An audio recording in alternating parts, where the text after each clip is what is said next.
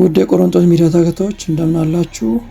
በያላችሁበት ቦታ ሁሉ ሰላም፣ ፍቅር፣ አንድነት፣ መተሳሰብ ከእናንተ ጋር ጸንቶ ይኑር። አሜን።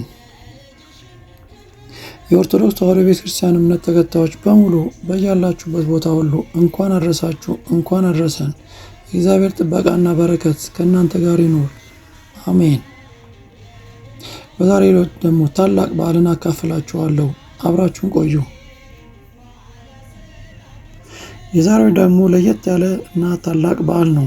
የዓለም መድኃኒት ኃጢአትን በመደምሰስ ይቅርታን ለሰው ልጆች ሁሉ በመስጠት ከሞት ወደ ሕይወት፣ ከውድቀት ወደ ከፍታ፣ ከመንፈሳዊ ድህነት ወደ ባለጸግነት የመለሰንን ጌታችን መድኃኒታችን ኢየሱስ ክርስቶስን የወለደችልን እመቤታችን በዓል ሲሆን በደብረ ምጥማቅ ይባላል።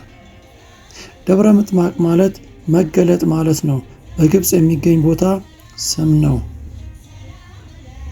አዲስ አበባ 4 ኪሎ አካባቢ የሚገኘው መንበረ ፓትርያርክ ቅድስት ቅዱሳን ማርያም ገዳም ሕዝበ ክርስቲያን ዘማሪያንና ደቀ መዛሙርት የሰንበት ትምህርት ቤት ዘማሪያን በተገኙበት በልዩ ሁኔታ ተከበረ። በግብፅ የምትገኝ እመቤታችን ቅድስት ድንግል ማርያም ስም የሰራችው ደብረ ምጥማቅ ቤተክርስቲያን ጉላት ላይ ድንግል ማርያም ከግንቦት 21 ቀን እስከ 25 ቀን ለ5 ተከታታይ ቀናት በመገለጧ ሕዝበ ክርስቲያን በዓሏን ያከብራሉ።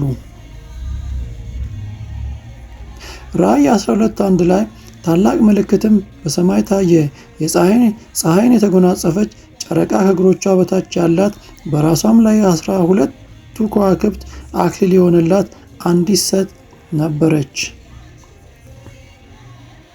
እመቤታችን ቅድስት ድንግል ማርያም ከልጇ ከጌታችን ከመድኃኒታችን ኢየሱስ ክርስቶስ ጋር ወደ ምድረ ግብፅና ኢትዮጵያ በሰደደች ጊዜ በአሁኑ ጊዜ ደብረ ምጥማቅ ተብሎ የሚጠራው ቦታ ላይ አርፈው ነበር። ጌታችንም ቦታውን ባርኮ የእርሷ መገለጫ እንዲሆን ቃል ኪዳን ገብቶላት ስለነበረ ጊዜው በደረሰ ሰዓት ደብረ ምጥማቅ ተገድሞ የበርካታ መነኮሳት በዓት ሆነ። ደብረ ምጥማቅ የእመቤታችን ቅድስት ድንግል ማርያም ብርሃን ተጎናጽፋና በሰራዊት መላእክት ታጅባ ተገልጣለች። በዚያንም ጊዜ ሱራፌል ማጥንታቸውን ይዘው ሰገዱላት፣ እንዲህም እያሉ አመሰገኗት። አብ በሰማያት እንዳንቺ ያለ አላገኘም፣ በአንቺ ሰው ሆነ። መጽሐፈ ስንክሳር ግንቦት 21 ገጽ 318 ላይ ተገልጿል። ነቢዩ ዳዊት ወለገጺከ ይትመሃልሉ ኩሎሙ አሕዛብ በእሉላን ምድረ፣ የምድር ባለጠጎች አሕዛብ ሁሉ በፊትሽ ይማልላሉ በማለት ትንቢትን እንደተናገረላት በርካታ ቅዱሳን ሰዎች ቅድስት ድንግል ማርያምን ተገልጻላቸው ለማየት ተመኝተው ልመናቸው ሰምቶላቸው የአምላክ እናት ተገልጻላቸው ፊቷን ለማየት ክብሯን ለመግለጽ ቅዱሳን አባቶች፣ ጻድቃን፣ ሰማዕታት በቅተዋል። ይህ የሆነው በፍጹም ልቦናቸው ማጸናቸውና በፍጹም ትጋት የጌታቸውን እናት ሲያገለግሉ በመኖራቸው እንደሆነ የጻድቃኑ ገድል ምስክር ነው።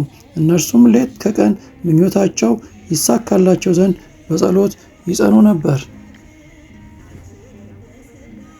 መዝሙር 44:12 እኔን ግን ስለ ቅንነቴ ተቀበልከኝ፣ በፊትህም ለዘላለም አጸናኸኝ። የእመቤታችን በረከትና ረድኤት ምልጃና ጸሎት አይለየን። ከልጇ ከወዳጇ ከፈጣሪዋ ጋር ታስታርቀን። አስራት ሀገሯ ኢትዮጵያን ሰላም ያደርግልን። አሜን። ውድ ቤተሰቦች ኢትዮጵያውያን ሁላችሁ በያላችሁበት ሰላም ክርስቶስ ከእናንተ ጋር ይሁን። የእመቤታችን በዓል በዚህ መልኩ እየተከበረ ይገኛል። እናንተም ከበዓሉ ተቋደሱ፣ ተካፈሉ።